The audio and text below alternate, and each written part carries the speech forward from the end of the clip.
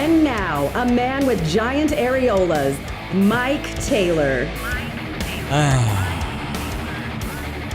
put on weight here in my midsection, so I feel like my areolas don't look as prominent and as glorious as they once did. Now you can milk anything with nipples. My belly's starting to catch up to my areolas. Well, at least I look proportionate now, because for years I was real thin and I had these things sticking out like that. But now that I'm getting this middle-aged gut, which I'm proud of, I'm starting to proportionate a little bit. How you boys doing? It is Mike Taylor Live. It is episode 120 of this thing, man. How you boys doing live from DJ LG Studios with DJ LG? This is Taylor. Welcome to Ass Whip Tuesday. Ass Whip Tuesday. I just asked LG before we started, have you ever seen the movie Blind Side? And he's like, well, yeah, but I didn't care much for it. It's a cheesy made for PG-13 audiences, the story of Michael Oher. That is one of my ass whips today. I got a few we'll get into as we go along here. And I'd like to hear from Thunderdomers too, whether it's on the chat, on our live show. Ass whip number one, sorry we're starting late. I had an appointment today. I had things to do, had things going on. And so we don't like to move the show, but today it was a worthy cause. And thus here we are starting at 11 for those of you that watch or listen to this thing live time. And welcome to Ass Whip Tuesday. It's fitting. So you've seen the movie Blind Side. I think it's a Disney movie. Doesn't have very much cussing or nothing in it. Austin's own Sandra Bullock. Was it Tug McGraw's kid plays her husband. The Toohey family of Memphis, Tennessee, a very prominent family for years and years in and around Memphis. I think the dude owns a bunch of Taco Bells. So they made a movie about their story. Years ago, when he was in high school, Michael Oher, the longtime Ravens offensive lineman, who's now retired, they took him in because he was 15, 16 years old, and literally, he was couch surfing, living in, sleeping in cars and sleeping on buddies' couches and such, because his family scene was just abominable. And the Tooheys somehow found him and took the kid in, and we all thought adopted him when he was 16, 17 years old. And there was a story got out. It was this beautiful story of the rich white family taking in the poor black kid from the ghetto. And, kid winds up getting to go to private school. This is what you can do if you're given an opportunity and given chances. And Sandra Bullock's character, the adoptive mom, Mrs. Toohey, was this hard ass, woman that handled business and, kept everybody in line, ran the family as the matriarch, and, told the principal basically what to do and the head coach what to do. It's a good movie. It was a cheesy popcorn movie. And it had a lot of high school football in it, so I thought it was good.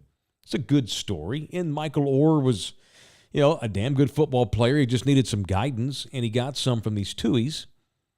And he winds up playing for Tennessee. Or no, Ole Miss. He went to Ole Miss. And then there were some questions about his eligibility and all this kind of thing. Many of y'all have already seen The Blind Side. The ass whip for me today is this news that, and we've heard stories over the years that the movie was not exactly accurate 100%, which, God, it's a made-for-movie story done by Disney. I think it was Disney. So, of course, there's going to be some inaccuracies. There's going to be some intimate moments of, that's every movie, especially a biopic, however you pronounce it. When you have one of these based on history movies, you're going to have 50% of it that's probably bullsh. They have to make things up to fill the 2 hours and make it entertaining, and that's okay. We all know that. But in the last handful of years, Michael Oher has expressed frustration with how just inaccurate most of the movie was. Whatevs. I think he's written a book. The family's all written books. She's written a book. I think the freaking husband wrote a book. Everybody's writing books, got movies. Everybody's getting rich. Michael Oher got rich playing for the Ravens. But then we get this story that comes down this morning where now Michael Oher has filed a lawsuit. You seen this story? He's filed a lawsuit against the Toohey family and says that they never adopted him. That all these years, he thought that they literally, physically, legally adopted him. Made him one of their own. He was their son. This giant black kid in the family Christmas picture was their son because they adopted him. They loved him. It's a great story. Well, now this kid's saying, I call him a kid, he's 37 years old now, he's retired. Michael Orr says that he found out in February of this year that the Tuohys lied to him, that they never legally adopted him.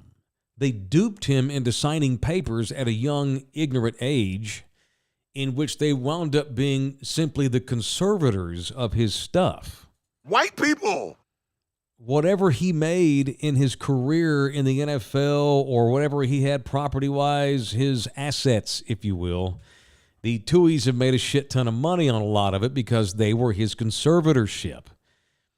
Okay, and he might not even have that big of a problem with his mom and dad. We'll call the Tuohys his mom and dad. Yeah, he may not have as big a problem with them becoming his conservators had they actually legally adopted him. You know, you're fine with your parents taking a few bucks out of your scene. You want to take care of mama, build her a house, get her a car, all this kind of thing. So he probably wouldn't have had that big of a deal with them just being conservators because, you know, after all, they did adopt me and they love me. No, turns out, according to him, they never actually legally adopted him. They never actually were his parents. And now he's claiming that maybe they cared about him some, but nowhere near as much as the movie portrayed, nowhere near as much as he even thought all these years, when alas, it was mostly about getting money, exploiting his unbelievable talent, and taking advantage of him. So he's filed a lawsuit against these people. Man, what an ass whip that is, because I do like that movie. My kids love that movie. Sandra Bullock won Best Actress for this movie. The movie itself, I think, was nominated for Best Picture. I don't think you thought it was Best Picture worthy, but it was nominated. It's a feel-good story. Not really. It wasn't Raging Bull. Let's not get crazy. She was great playing the matriarch, Mrs. Tuohy. Can you imagine that, though? You spend your whole life with this narrative that these white people took me in because my mama was down and out, adopted me, raised me as their own, and have guided me for years and years as my family. Oh, wait, they were just the conservators because they wanted to get into my assets. I guess they just figured if this kid goes to the NFL one of these days and he's got unbelievable talent, we want to exploit it and get some of the money. And again, that might have been okay had they actually adopted him for real and he really was their son. But now we'll have to get the paperwork involved and see who's right and who's wrong. It's an ass whip because I like that story. And it's not that all movies get tainted by Disney and producers. But if this was based on a giant lie that they never actually adopted the dude and didn't actually like him all that much, what an ass whip. What a shame. And made the Tuohys rot in hell. And what makes it worse is they even made their kids benefactors of Michael Orr's stuff, according to this lawsuit. It's one thing for mom and dad to become conservators. That's cool. They took you in. They took care of you. Maybe you don't care as much. But like their other two kids, they had a daughter and a son. They even made them conservators. Underage people that were not even as old as Michael Orr was. They got paid money on the books and the movie royalties and all this kind of thing. That's horseshit, if it's true. Cowboys left tackle Tyron Smith, who is probably a year or two away from retirement, who hopefully will stay healthy most of the year. Hopefully, you can't expect him to stay healthy all the year, but maybe most of it is all you can ask from him at this point in his career. But anyway, he actually had to sue his own parents. He had to get a restraining order against his parents because when he was at USC, they knew that he was going to wind up going to the NFL. And so when Tyron Smith got drafted by the Cowboys all these years ago, his parents basically tried to extort him. Basically told him, you have to buy us a house. You have to buy us a car, or we're going to make up all these lies about you and F up your career. They were willing to make up stuff about their own son if he didn't buy mom a house and give dad a brand new car. Outrageous. So it's not unprecedented that parents would screw a kid over, but in this case, it turns out maybe they never actually adopted the dude. What an ass whip. I got more today. What's whipping your ass, dude? And why? Basically myself. Because, okay. It's all a domino effect from getting pulled over the other day. So Now what? Okay. I'm just trying to track down the problem with my taillight, and it's just, I think I need to run just new wires from the battery, the fuse box over there. No, I'm trying to fix it myself, but now I got to I'm giving up. I'm waving the white flag. Oh, you don't know how to do it.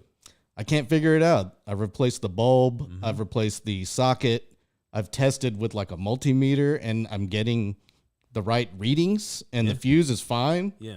So I don't understand, and so I gotta call an expert finally. Your car is how old?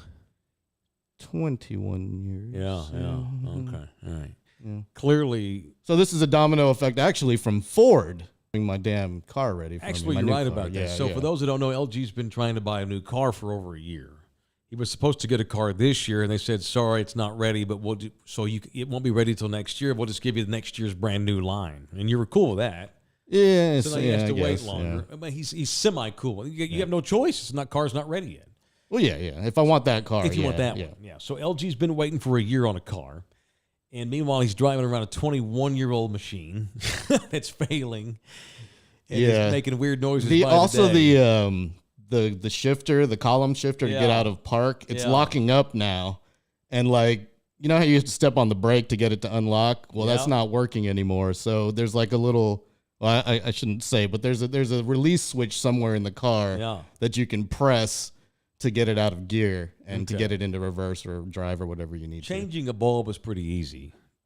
Anything beyond that, I'm done. If it's not if the bulb doesn't work, I have no idea. Circuit breakers or something. I don't have no idea. Yeah, it's time to go to the shop, dude. So because you can't get a new car, you're driving the old car. Red tail light went out. Cop pulled him over, gave him a ticket. Now he's trying to get it fixed, but doesn't get another ticket, and he can't figure out how to get it fixed. That is a massive ass whip. And you could call our people. Yeah, I probably could. Yeah, probably should. We got people you could call. All right. Well, dude, I'm sorry you're dealing with that. Brad Hardwick can deal with your real estate issues. If you are in the market to upgrade a home, or maybe wondering how much you can afford to buy a new home, call to get pre-qualified. The official mortgage agent of Thunderdome is Hardwick Mortgage. Home values in and around San Antonio have increased significantly over the years. Use equity in a home. Pay off other debt. Fix your taillight with the extra money you get from selling your house. And you're going to need a mortgage man. Maybe you're looking to buy a home. That's cool, too. Obviously, Hardwick Mortgage can help you when it comes to buying one, too. They'll shop across multiple lenders to get you the best deal in all these areas. If you're looking to buy maybe some land, acreage, my boy Brad Hardwick is your dude. Hardwick Mortgage. The information presented is for informational purposes. This is not a commitment to lend or extend credit. Information and/or dates are subject to change without notice, and all loans are subject to credit approval. Other restrictions may apply. As a result of refinancing, your total finance charge may be higher over the life of the loan. Visit hardwickmortgage.com for more information. It is Hardwick Financial Services, NMLS ID 1972012, hardwickmortgage.com, hardwickmortgage.com. I have another ass whip, and I don't want to be inaccurate. I don't want to be inaccurate. So it calls the readers. My other ass whip,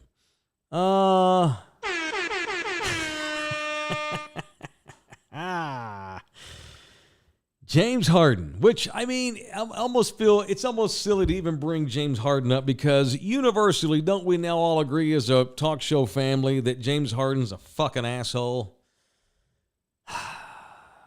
Another team, another divorce. And, if you've had 5 divorces, at the end of the day, perhaps the problem is you.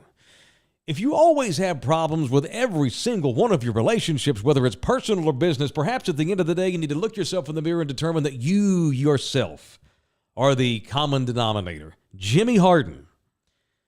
And it's funny enough because he throws Daryl Morey under the bus, who I've always called the most overrated general manager in all the NBA anyway. But it's still, and by the way, that's the latest example of why Daryl Morey is the most overrated general manager in the NBA, because he's bringing in fucking James Harden. He brings Harden into Houston, lets him wreck the Rockets. What does he learn from does he learn from this experience in Houston? No. He brings Harden to Philadelphia and lets Harden wreck the Sixers. The Sixers are still a damn good team. He's a cancer. He's a basketball cancer. He's basketball herpes. 2 days after it got reported that the Sixers had given up trying to trade Jimmy Harden because they can't find another team that wants to trade for his ass, Harden goes over to China doing a media event. Maybe he'll just stay over there and play in China. One of those Chinese teams will be able to get a lot of butts in seats because of him. He's got to be. Have we confirmed that's not the right country, is it? Yeah, it has. Do they do gongs in China? It has ties. Okay. Yeah, it definitely does have ties. Okay, yeah. sure. Maybe he can do like Stephon Marbury. See, Stephon Marbury was a prick. Or should I say Rick with a P. And was out of teams that wanted him. And so Marbury wound up playing like 6, 7, 8 years in the Chinese league. He's a freaking legend over there. Maybe Harden can do the same. So Harden's over in China at an Adidas media event and was asked about his issues in Philadelphia. And Harden just point blank throws the general manager of the Sixers, Daryl Morey, under the bus. And it's funny because he's playing up to that Chinese media too, because China does not like Daryl Morey over what he tweeted 3 years ago with regards to human rights in Hong Kong, which led to all that mess. So Harden's over there placating Chinese media saying that Daryl Morey, quote, Daryl Morey is a liar. I will never be a part of an organization that he's a part of. Hey, asshole, you've been a part of 2 organizations he's been a part of. Let me say that again. Daryl Morey is a liar. I will never be a part of an organization that he's a part of. Again, I guess. He wants out of Philadelphia. Adrian Wojnarowski, he's saying, Mickey's own, Woj bomb. He's saying that the Sixers tried to trade him, could not find any takers. I think they got maybe to second base with the Clippers, but even that fell through. Mike Taylor Jr., second base. And you know the damn Clippers will take just about anybody because they don't give a shit about chemistry either. But they couldn't get a deal done with the Clippers, so the 76ers apparently have given up trying to trade Harden, so they let it get out 2 days ago in the Philadelphia papers that they were just going to bring him to training camp and act like nothing ever happened. Harden ain't doing it. Says he'll never go to training camp. James Harden wants out of Philadelphia. I don't know where else he can go other than China or the Filipino League or God knows where else. Do they have a league in Cuba? Dude, you're out of take. If the Clippers don't want you, ain't nobody wants you. I mean, maybe the Kings or somebody on the cheap. I don't know. I'm throwing out a name. Not only do we all know as a Thunderdome family that James Harden has no time for winning and puts in the minimum effort and just gets by on his ridiculous talent, the entire NBA finally knows that.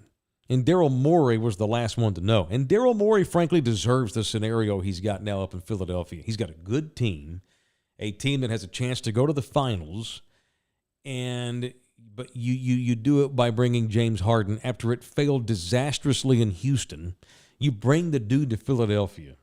Daryl Morey is the most overrated general manager in the history of the NBA, certainly in my lifetime, and this only makes me more right. What an ass whip that whole scene is. Putting in the minimum effort. That's what Jimmy Harden does. He gets by on talent alone. He does not put the work in. He does not have the right attitude. He is not there for anybody but himself. He wants to ride coattails to a title and get to shoot the ball 35 times and act like he's God's gift to basketball. He sucks. Johnny on the North Side, right there with you on that Michael Orr story. I loved that movie when it came out. Yes, of course, it's a cheeseball popcorn movie, but it's great. As cheeseball popcorn sports movies go, what a beating that the whole thing might have been a lie. Yeah, I don't see why Michael Orr would make this up. I tend to believe Michael Orr, that these people decided to exploit this kid years and years ago just because they're money hungry, and they were already rich. I think the guy owned like 50-some-odd Taco Bells. And so it's like, why are you exploiting this kid? Fine, you think it's cool to be able to take your new black son to church and act like you're all inclusive and everything, and you want to look good in the neighborhood of the gated community that you live in? That's spectacular. But you'll steal the kid's money too? I guess they feel like, well, he owes us money because we took him in. Get the frick out of here, man. That's unfortunate. And it's one of my favorite. So is it pronounced biopic or biopic? I've never actually. I think that confirmed to me. I've heard both. I think both are accepted. Biopic doesn't sound right. Biopic sounds better. I'm gonna roll with biopic. Anyway, whatever. My favorite biopics, based on like real stories. Have you ever seen Cinderella Man? Yeah, of course. Yeah, so good. The Ron Howard directed film with the great Russell Crowe. And Houston's own Renee Zellweger. The story of Jimmy Braddock, the bulldog of Burden, who went into poverty as a washed-up old boxer, worked on the docks in New Jersey during the Depression days in the early 30s, And because he worked on the docks, he built strength back up in his arms and wound up getting back into boxing and wound up being better than ever and winning the world heavyweight title, beating the great Max Baer and becoming the heavyweight champion in his mid-30s. Great movie, based on a lot of truth, but a whole lot of crap, too, made up because you just can't get those intimate one-on-one moments without making it up. That's fine. I'm okay with that. But to lie that you adopted the kid, going back to Michael Laura, it's a shame. You ever seen Raging Bull? That's also one of my favorite sports movies based on real stuff. And again, a lot of that stuff's not any good. I mean, not any accurate. But it's a great movie, but it's obviously inaccurate. All right. What else today? Ronnie on the south side. You seen Wemby's hair? I hope this is not a sign of immaturity to come. Okay, I don't want to read too much into this, and I sent this to LG. And I wasn't even sure this was real at first. I thought they might have been doing a bit because it's hard to believe what you see on the internets anymore. Jeremy Sohan, who we all know, and we all love Jeremy Sohan because he's this fun-loving spur, young dude, always has a different color hairdo.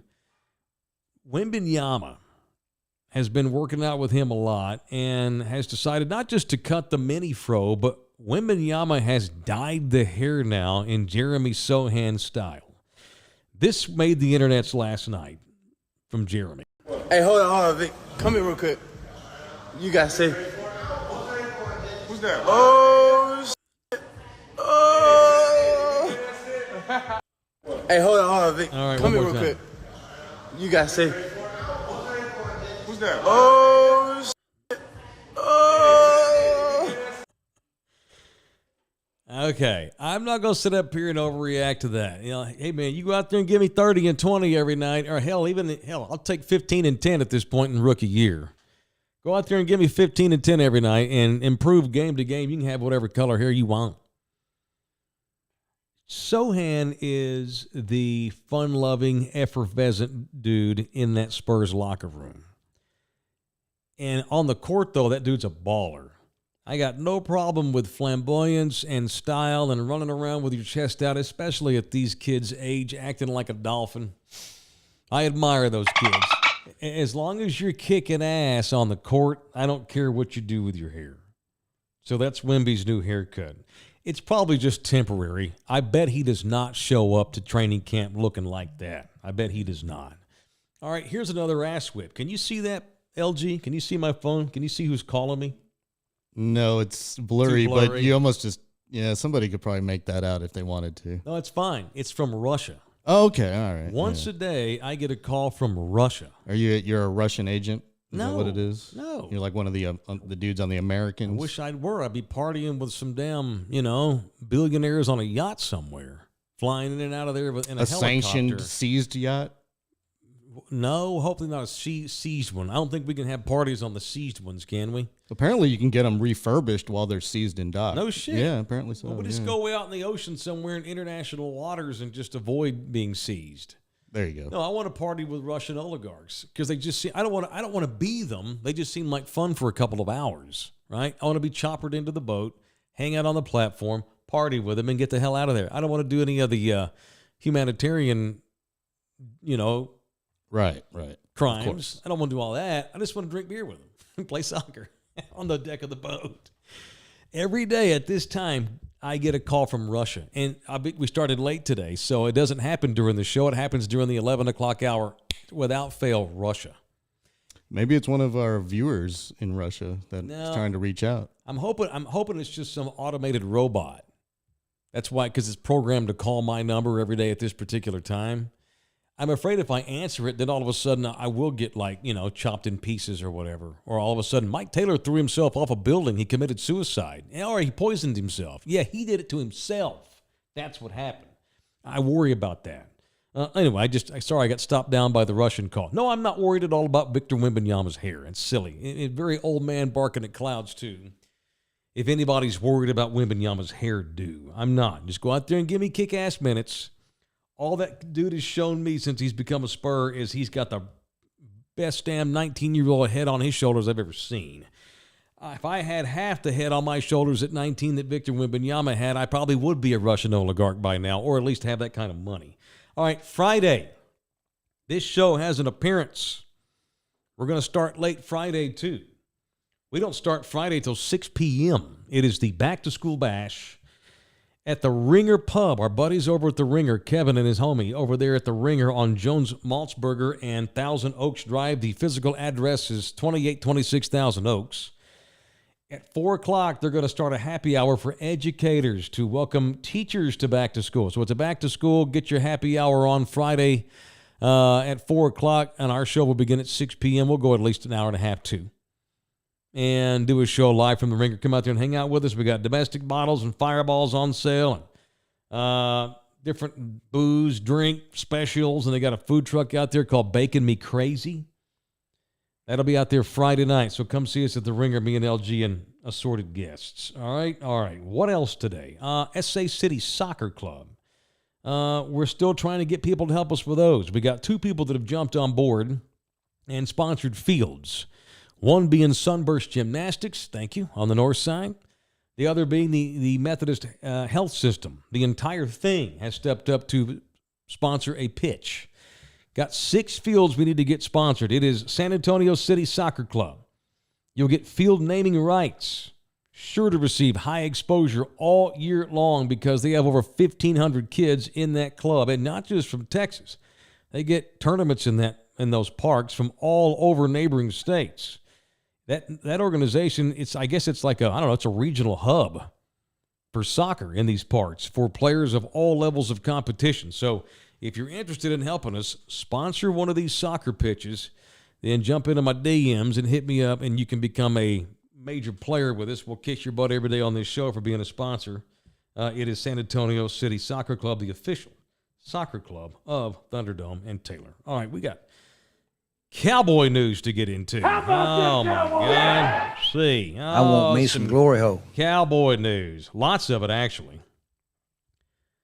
So we got a new deal for Zach Martin, and we've got a new team for Zeke Elliott. I'll start with Zeke. So it turns out Stephen Jones actually went to bat for Zeke. Zeke Elliott, who the Cowboys cut after this past season, who I thought for 6 months was going to get back to the team. And then I saw this game on Saturday night, and I thought, well, God almighty.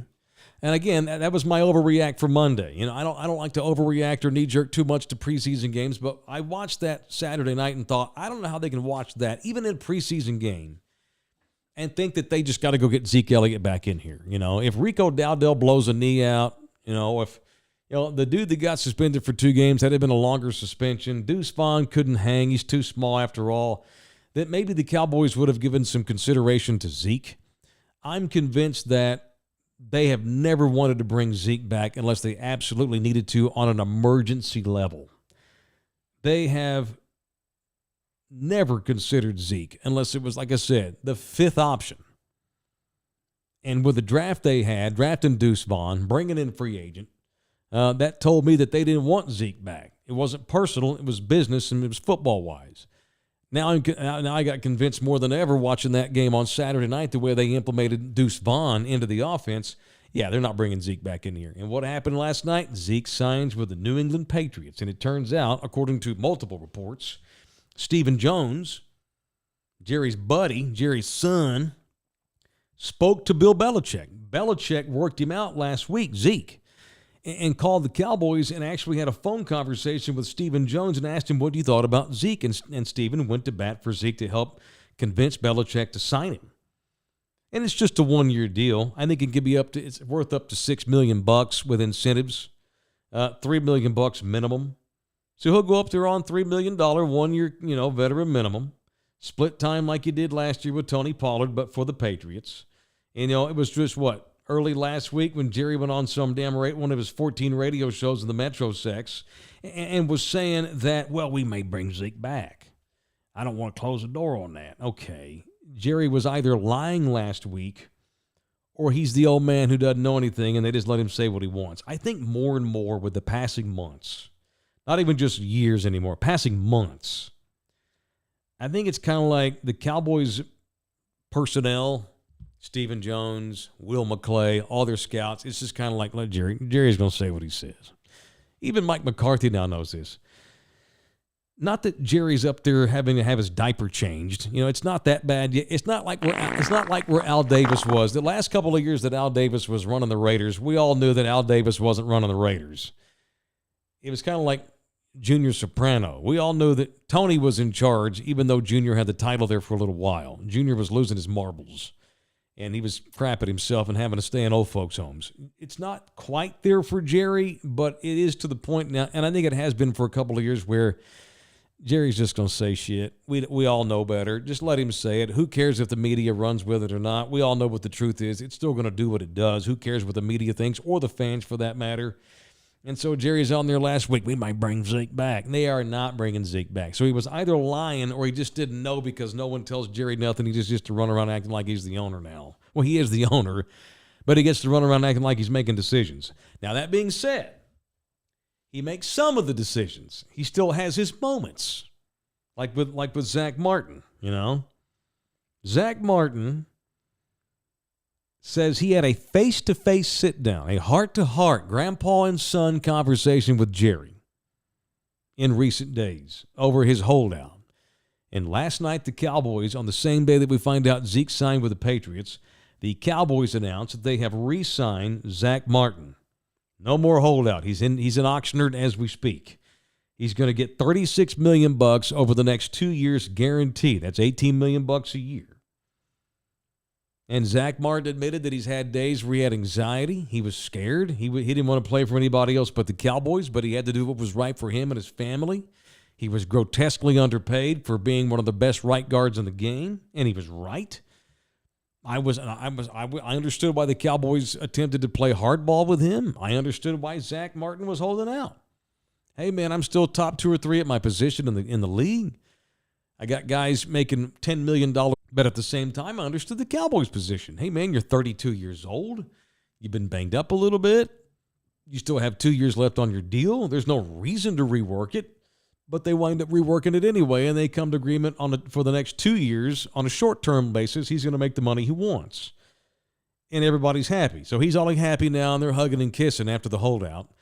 And we have not heard one time from Zach Martin. This is the difference between guys like Zach Martin and guys like James Harden. James Harden goes to China and bitches to the media, I'll never play for him again. He's a liar. But Zach Martin decides not to show up, but never said a word to the media. Kept it pro, kept it underground, and said yesterday when he did speak, he just didn't want any of that shit getting out. That was business, and it was between him and the Cowboys, and that's why he chose to stay quiet. Says he takes no offense to what Jerry said last week about Micah. See, again, Jerry might say this, and it might be total bullshit. Jerry might say that, and he may think he's telling the truth when he don't know what the hell he's talking about because he's 80 years old. Jerry said last week, we can't sign Zach Martin because we gotta save money from Micah Parsons. Okay, well, how about a week later you found the money? Okay, so I guess that's it. Micah Parsons is leaving. You can't sign him because last week you told me you didn't have any money to give Zach Martin because you had to give it all to Micah Parsons. Now you just found all this damn money under the seat cushions to give Zach Martin. I guess that means Micah's leaving, or were you lying your balls off last week? But who cares? He's back in training camp. No offense taken. We're hugging and kissing. Let's go get it. Let's get back out there and get to work, Zach Martin. More on Zeke and we'll move on. So I was convinced Zeke was going to come back to the Cowboys.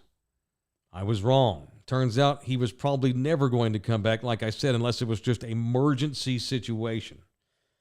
Just extreme emergency. But it didn't work out that way. The Cowboys, and I like Zeke. I respect Zeke and the player he was in the last 3 or 4 years, even when he was on it's funny, I respected him more the last few years as his game declined than I did when he was at the top of his game because he was a dick and did dumb shit all the time. But as he got older and matured and got better in that room, my respect level for him went up. Funny how it works. But they didn't need him. And it's a cutthroat business. And if you're going to win titles or at least put yourself in position to have a chance to win the title, you have to be cutthroat. You have to make the hard decisions because they love Zeke Elliott. Love him like a son. Got to let him go when it's not good for business. Didn't need him. And had they brought him back, it would have been a BS deal based on nothing but love and not need. Not that he sucks, but they've got enough running backs to do the things they want to do this year. They don't need Zeke Elliott. He was very good for a few seasons. For a few seasons, he was elite. He was a very good Cowboy. And when you look at his numbers, I mean, he only played for the Cowboys, 7 years? He ought to be in the Ring of Honor. They've not done any real winning. You know, he was never a part of any real winning other than winning a wild card game here and there. But based on his numbers alone, if you're going to let Don Perkins in the Ring of Honor, you got to let Zeke Elliott in the Ring of Honor. Do you? Don't you? I mean, you just do. He should be in the ring. It's weird because you want guys in the Ring of Honor to have been part of championship level teams, or at least teams that went far. Don Perkins was a Cowboy in the 60s when they were not winning a whole lot. Don Perkins was there in the lean years when they were a franchise team, or an expansion team, rather. He wasn't a part of a whole lot of real winning. They didn't start winning big time till the 70s. Don's in the Ring of Honor. If you got Don Perkins in there, then damn it, Zeke ought to be in there too.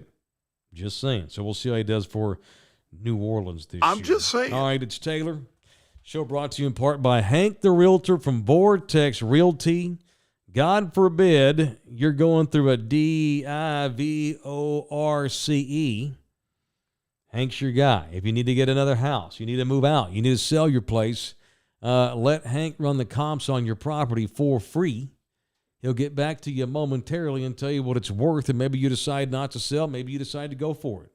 If you're looking to sell, Hank from Vortex Realty, that's our guy. There's a shortage of homes, too, right now. Help take advantage of that. Get top dollar for your home. Hank will tell you what it's worth. Maybe you got a parent that needs, maybe they're going to downgrade, downside. Maybe your neighbor's looking to move. Maybe you got a buddy. No obligations. Just text Hank that number, 300-1121. Text in there. It's 210-300-1121. Hank will tell you what your stuff is worth. If you decide to go forth with it, you'll thank me because you'll know that you got hooked up by Thunderdome's real estate agent. It is Hank the Realtor from Vortex Realty, serving San Antonio, Boerne, New Braunfels, and all down south too, and all over yonder. It is Hank the Realtor from Vortex Realty. If you need yourself a real estate agent, call Hank. His name is Hank. Still funny, bitches. Still funny. All right, what else today? We got a lot of ass whips rolling in here from the people. Starting with Tex Spearman 61. My ass whip that Dirk Nowitzki already has a statue after just one chip, but we can't get one for Timmy with 5. That's an ass whip. That is a voice that's been out there in these parts of Texas for a number of years now. Statues. Why haven't the Spurs decided to build a statue? Nobody has a statue, though, right? Like George Gervin does not have a statue anywhere. He's got murals. San Antonio doesn't do statues. We don't do statues. Not for athletes, at least. Doesn't David have to get one before Tim? If we're going to do it fair, doesn't George Gervin need to get one? Now, not that George won titles with the Spurs, but he's royalty. Hell, Red McCombs ought to get a damn statue outside of the new arena that they're going to erect in inner downtown here in the next 3 or 4 or 5 years. And it might just be Tim doesn't want that. Tim might say no. We all know Tim. Hell, Tim wouldn't even show up and have a press conference when he retired. You think he wants a statue of himself? That's just so un-Duncan-like. And so, by the way, don't get me wrong, I'm with you. I'm with those that want a Timmy statue. I'm all for it. I'm just telling you, they don't do that stuff. And Tim Duncan, damn sure. Tony Parker would let a statue get built of him. Just saying. I'm not trying to bag on Tony, but I think he'd dig that. I just don't think Tim would cooperate whatsoever.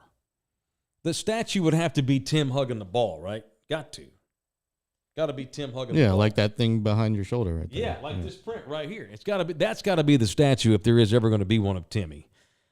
I just think Tim would say, nope, don't want that, don't want nothing to do with it, don't call me. I don't even think Tim would show up when they unveiled it. I doubt Tim would even show. My guess. By the way, have you seen the Dirk statue? It looks awful. and they make fun of it. It's so bad. Yeah, that's the thing too. Like some awful. of these statues, they look cringy. Like they never get the faces right. No, ever. And they got Dirk doing a movie he didn't really do. I mean, it's goofy. Manuel, my fiance's job just gave her 2 weeks notice yesterday. Oh man, well, hang in there, Manuel. 2 weeks. Okay, dude. Take it from a couple of dudes that are kind of out hustling on their own with no full-time jobs. If you bust your balls and put the work in and have that Mamba mentality, have that TB12 mentality, you can make it. Hang in there, Manuel. Rudy, I stopped drinking, and I can't take it anymore. It's too much of an ass whip. I will proceed with getting back on the drink for the Cowboys' first regular season game. You the man, Mike. How about them Cowboys? Yeah! Well, Rudy, it sounds like you're struggling without the booze. You sure they don't play till September the 10th, man? You gonna make it till September the 10th? Just get your ass in there and have a beer. Good Lord. Just don't go on a bender. Don't binge drink. That's the thing. If you give up drinking, great. But you don't need to give up drinking totally. Just drink like Johnny Manziel does now, just a couple a day, rather than a couple of kegs a day.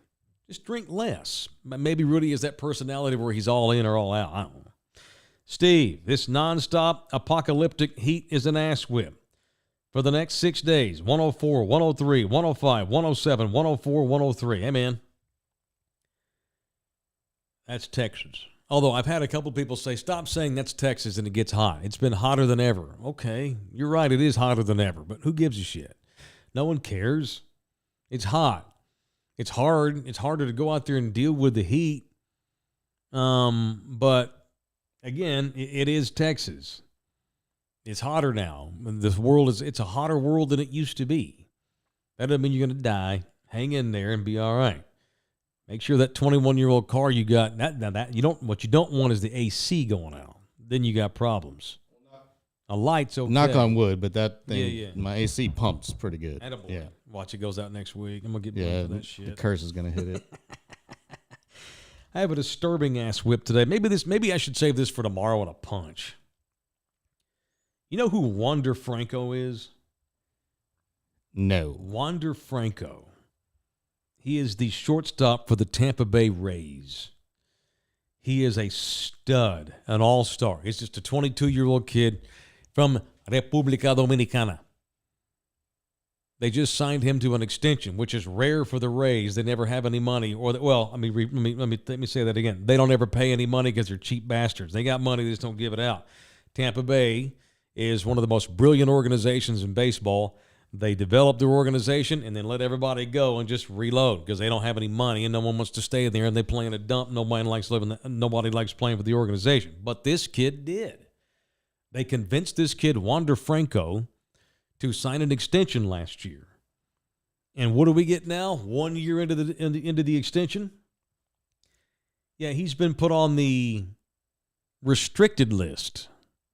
They pulled him out of a game 2 nights ago in the middle of the 5th inning. The Rays go to the dugout, and the manager tells Wander, you're out. Go to the clubhouse and see the attendant.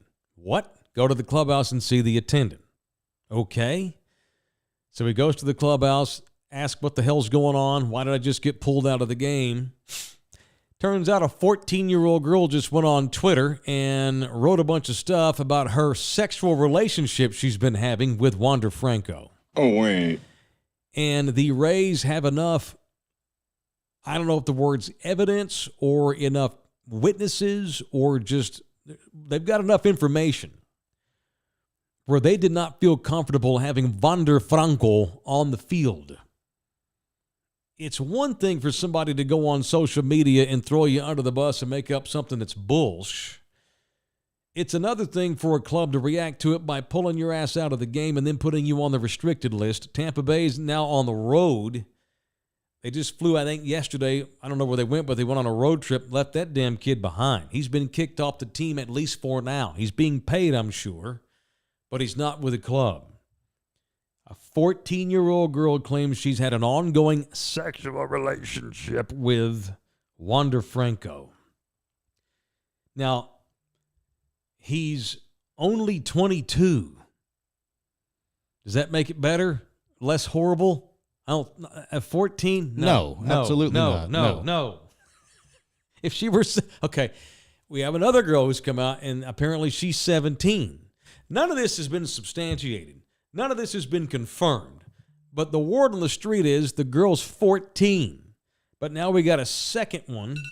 Oops, my alarm went off to post the show because we're normally not on the air right now. A second girl's come out. She says she's 17. But there's also rumors about this girl. I think she's from the Dominican. There are people that say she's got a kid, and the kid's like 3 or 4 years old. How's she 14 with a 3 or 4 year old kid? It's possible is it possible for a 14-year-old girl to have a 3-year-old kid? It is. So I don't know what the hell's going on. It is salacious as hell. But the Rays have one of the best teams in baseball. He is arguably the second best player they have. There are many nights where he is the best player they have, and his ass has been left home until they figure out what the hell's going on. And the MLB has now launched an investigation. That ain't too cool. If that's the case, boy, if I'm her daddy, that 14-year-old girl, I find out this 22-year-old kid, I'm gonna swing a baseball bat too, but it's gonna be upside that son of a bitch's head, not a baseball. Or I'm gonna bash out his windshield. He can always go get it fixed though at R&R Auto Glass. Oh, I don't know. Janet may not take Wander Franco.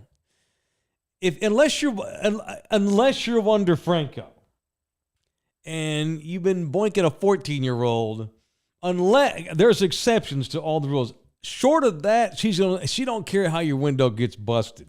They're going to fix it quick at R&R Auto Glass, the official auto glass repair company of Taylor and Thunderdome. Get your booty in there. They're right there by the airport at 281 in Tacoma. They take all insurances. They are easy to locate right there by the airport. So it doesn't matter where you live in the city. They're easy to get to. Locally owned by Puro San Antonio people. They're super fast, man.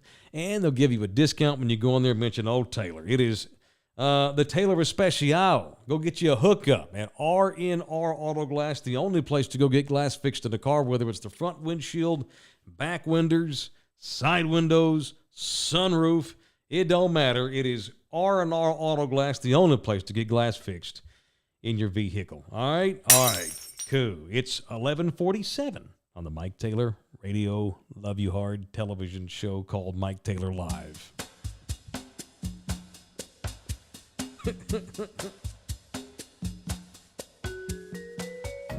All right, and it is time for Taylor Trash. That was a little smoother than yesterday, right? We'll get it. Somewhat smooth? It was a lot tighter than yesterday. Okay, yes, cool. Yeah. Wasn't as tight as I want to get it, but we're gonna get it perfected. Probably not good to make that joke out of the 14-year-old sex story, but we did. Yeah, that's unfortunate. But we did. Yeah, so we did it. All right, I'm getting a lot of people in here responding on my phone to what I was talking about, sports biopics. I think that a lot of y'all have not seen Cinderella Man. You have, though. Like most people that I mention, Cinderella Man is my favorite sports movie I've ever seen. I like it better than Rocky. It's been a while, but yeah. I like it better than Rocky. I don't know about that. Better than Raging Bull. I like it better than The Natural. I don't like it better than Bull Durham. Bull Durham's just that's family. It was my favorite movie as a kid. Although Cinderella Man, next up to Bull Durham, is a shit ton better of a movie than Bull Durham, but Bull Durham just means a lot to me because of my history with it. Love Cinderella Man. Did you see The Natural? That's up there too. I love Cinderella Man, but as I sit here and think about it, it wound up not getting nearly as much acclaim as it should have because of Russell Crowe having a meltdown during the junket portion of the movie. So they shot the movie, and Ron Howard's the director. It's getting all this buzz from critics that had seen it, before it got released. And so, like with all these big movies, you get sent out on your press junket where they got all this media come in, and you travel to New York and LA and Chicago and Miami. and you stop down with media and have 2 or 3 days where they come in there and interview you all day about the movie. I don't recall what city they were in, but the major players, Russell Crowe, the great Paul Giamatti, Renee Zellweger, they were all on a press trip hyping the movie. And this is back when Russell Crowe, I think, was drinking real heavily and was just an ass with everybody. He went through 10 years where he was Mel Gibson asshole. I don't want to put the racism on him, but he was top level asshole, Russell Crowe, which sucks because I love Russell Crowe.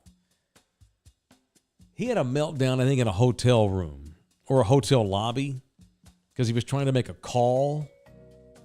And they were having problems at the hotel trying to get his call out. So I think he ripped the hotel lobby desk phone out of the wall and threw it across the hotel lobby, throwing a damn hissy fit in there like a spoiled-ass Hollywood actor. And a lot of media saw that, and that really screwed up and actually, I think Ron Howard put in. I think it might have not Ron Howard. I think it might have been the movie company. I don't know who put the movie out. Whoever was doing the movie decided to stop the press junkets and basically told Russell Crowe to fuck off, sent him home.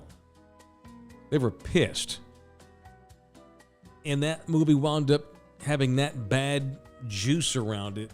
And I think that hurt it at the box office some. Cinderella Man's great. And if you like Paul Giamatti, you'll love him in Cinderella Man if you've not seen it. Love it. So go see it. To hell with what Russell Crowe did. It's a damn good movie, and it's a great sports movie about history. About the fall of James Braddock, the rise of James Braddock. It's a great movie. And she's great in it too. Houston's own, Renee Zellweger. And Paul Giamatti's good in everything. He's awesome.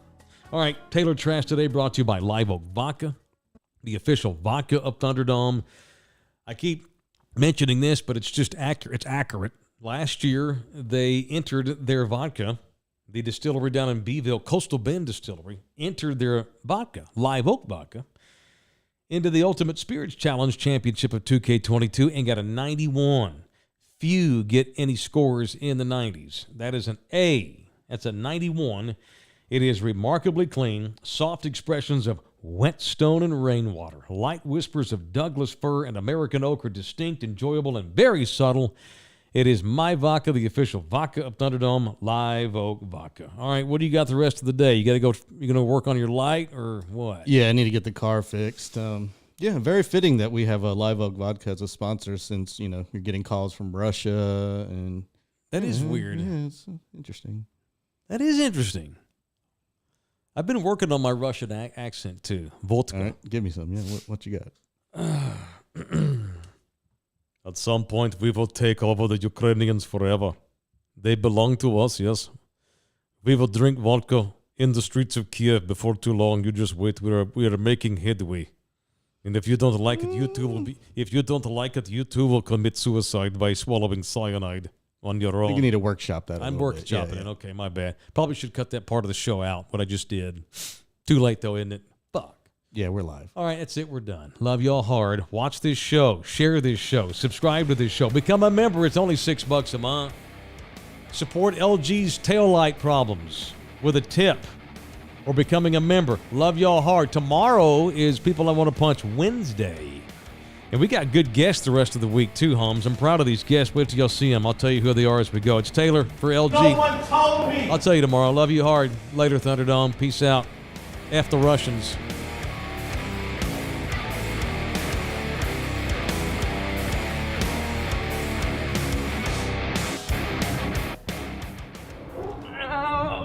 Come back, you puppy! This program was made possible by contributions from viewers and listeners like you. Thank you.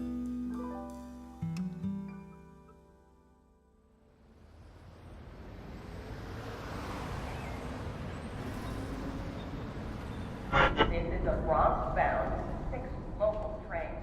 The next stop... Give me some chon chon!